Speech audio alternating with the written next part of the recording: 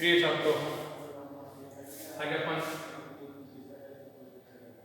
कक्षा 9 में विज्ञान विषय में 9वीं कक्षा के विज्ञान विषय में अपना पाठ है अध्याय 3 परमाणु एवं अणु।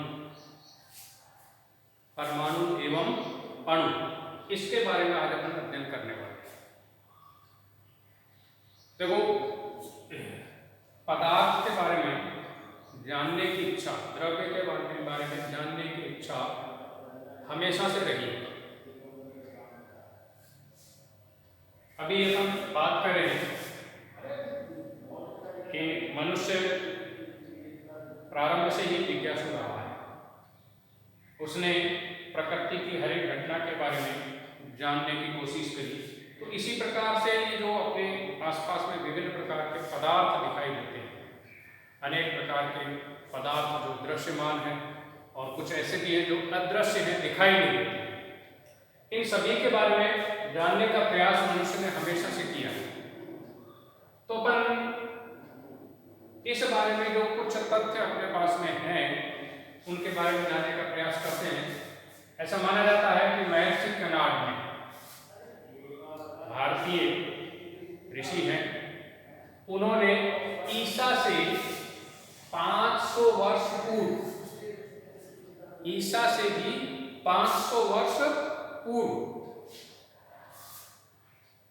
अपना मत रखा था कि द्रव्य का सूक्ष्मतम अविभाजित कण, यानी किसी पदार्थ के हम टुकड़े करते जाएं, तोड़ते जाएं, तोड़ते जाएं, तोड़ते जाएं, पदार्थ को छोटे भागों में बांटते जाएं, तो अंत में जो कण प्राप्त होगा जिसका आगे विभाजन नहीं किया जा सकता, उसका नाम उन्होंने परमाणु रखा।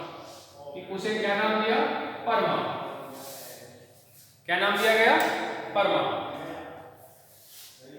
लगभग उसी समय पर, उसी कालखंड में एक अन्य भारतीय दार्शनिक हुए हैं, फकुदा कात्यायन। क्या नाम है? फकुदा कात्यायन। इन्होंने भी लगभग समान विचार रखे हैं जो महर्षि कणाद के विचार हैं, उनसे मेल खाते हुए परमाणु सामान्यतः संयुक्त रूप में पाए जाते हैं। अब ये पदार्थों की बात आती है ना, ये पदार्थ किससे बने? तो परमाणु आपस में संयुक्त होकर के पदार्थ की रचना करते हैं। और जब हम इन द्रव्यों को विभाजित करेंगे तो इनका भी जो अविभाज्य कण है वह परमाणु कहलाएगा। तो फकुदा कात्यायन ने बताया कि परमाणु सामान्यतः संयुक्त रूप में पाए जाते हैं, स्वतंत्र अवस्था में नहीं पाए जाते हैं। कुछ तत्वों के परमाणुओं को छोड़ करके अभी वर्तमान का जो तथ्य है वह भी यही कहता है कि कुछ तत्वों को अविभाज्य, ये जो अक्रियाशील गैस है उनको छोड़ करके शेष सभी तत्वों के परमाणु स्वतंत्र अवस्था में नहीं होते हैं, संयुक्त रूप में पाए जाते हैं, अणु के रूप में पाए जाते हैं।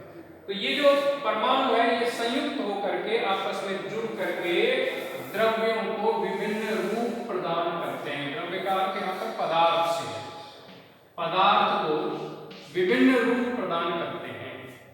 अब लकड़ी है, पत्थर है, पानी है, अन्य प्रकार के मिश्रण है, दूध है, शरबत है, जो भी कुछ हमको दिखाई देता है, प्लास्टिक है, अन्य चीजें हैं, ये पदार्थ के विभिन्न रूप हैं।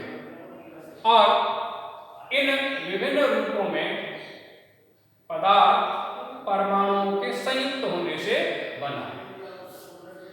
ग्रीक दार्शनिक डेमोक्रिटस और ल्यूसिफस, इन्होंने भी कहा कि किसी पदार्थ को यदि हम किसी द्रव्य को विभाजित करते हैं तो अंत में जो अविभाजित कण है वो है परमाणु है।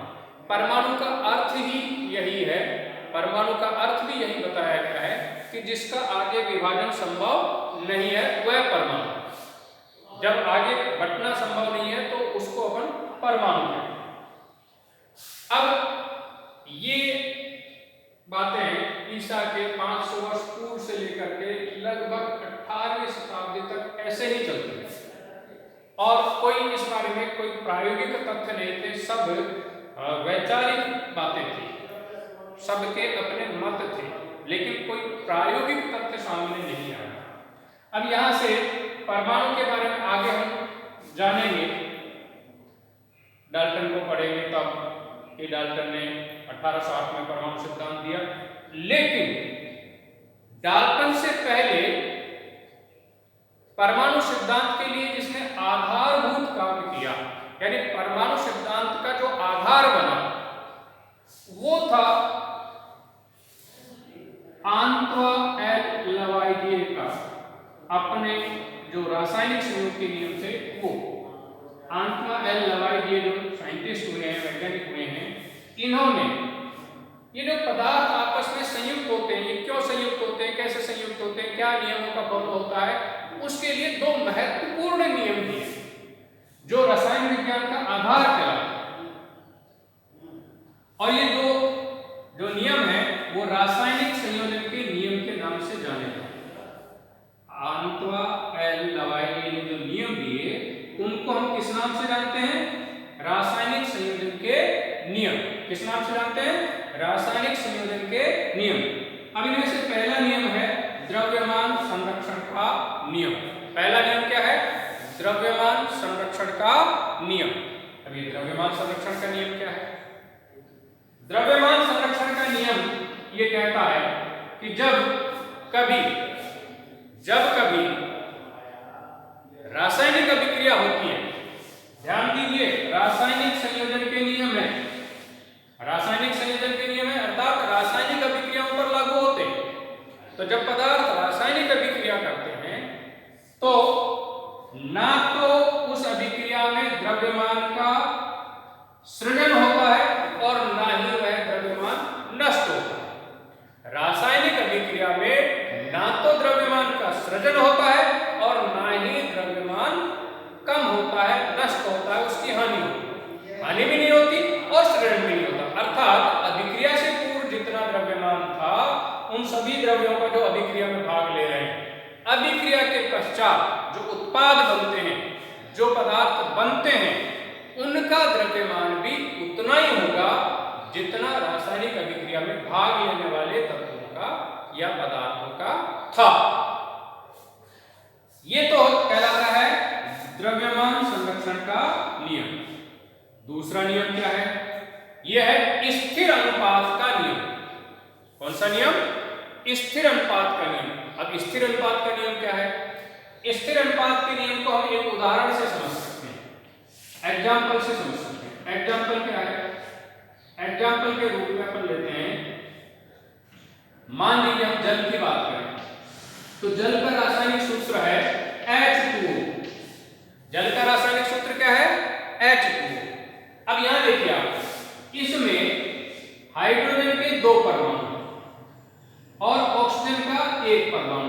ये तो है इनके सूत्र से आपको ये पता चलता है कि इसमें परमाणुओं की संख्या कितनी है।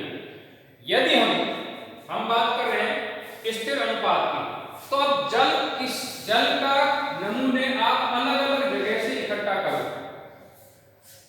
हैंडपंप से प्राप्त जल, वर्षा से प्राप्त जल, किसी कुएं से प्राप्त जल, किसी बावड़ी से प्राप्त जल, भारत के अंदर किसी भी स्रोत से प्राप्त जल, बर्फ को पिघला करके प्राप्त जल, या किसी अन्य कंट्री से लिया हुआ जल, चाहे वो बिस्लरी के बोतल में बंद हो, चाहे वह अमेरिका से लाया गया जल का सैंपल हो, चाहे इंग्लैंड से लाया गया जल का सैंपल हो, या रशिया से लाया हुआ जल का सैंपल हो, किसी भी जगह से आप जल को देख लीजिए, उसमें उस जल के एक अणु में हाइड्रोजन के 2 परमाणु होंगे और ऑक्सीजन का 1 परमाणु होगा।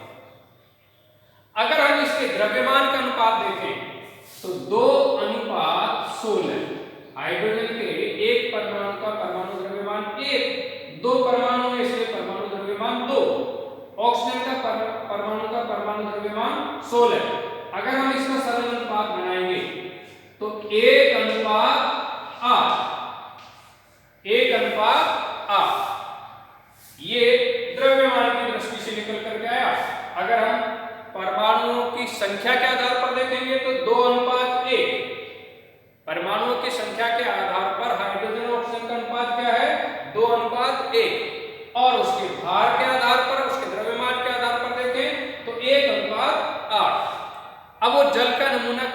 कलेक्ट कर लो, उसमें अनुपात यही प्राप्त होगा। अमोनिया में देखो NH3। अब अमोनिया किसी भी स्रोत से प्राप्त की गई हो, कहीं से भी कैसे भी बनाई गई हो, उसमें नाइट्रोजन का 1 परमाणु और हाइड्रोजन के 3 परमाणु, ये संख्यात्मक अनुपात है। यदि हम इसका भारात्मक अनुपात देखें तो वह भी स्थिर मिलेगा, वह भी स्थिर होगा, 14:3, 14:3, अर्थात भारात्मक अनुपात भी निश्चित है और संख्यात्मक परमाणुओं के संख्यात्मक अनुपात भी निश्चित है।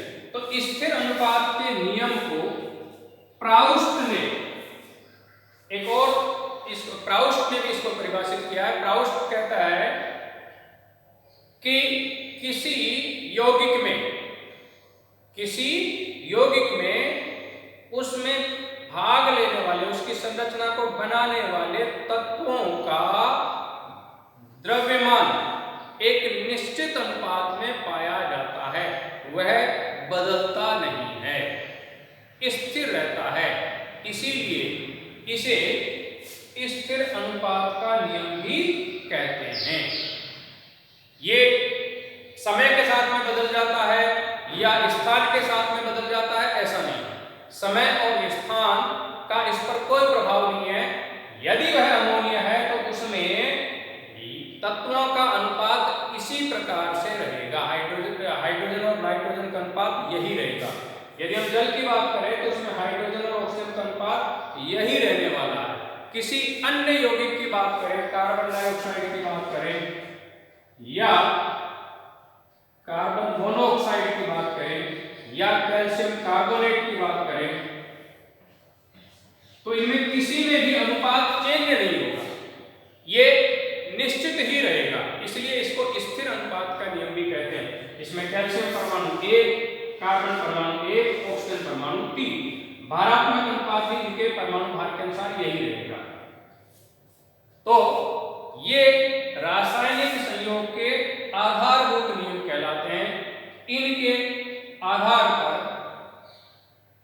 जो अगला वीडियो मैं आपको बनाऊंगा, जिसमें डाल्टन का परमाणु सिद्धांत पढ़ेंगे, उसमें इन्हीं नियमों के आधार पर डाल्टन ने परमाणु के बारे में अपना मत रखा, अपनी बात कही, और वह जो बात उन्होंने कही परमाणु के बारे में, वही डाल्टन का परमाणु सिद्धांत कहलाता है। Thank you students.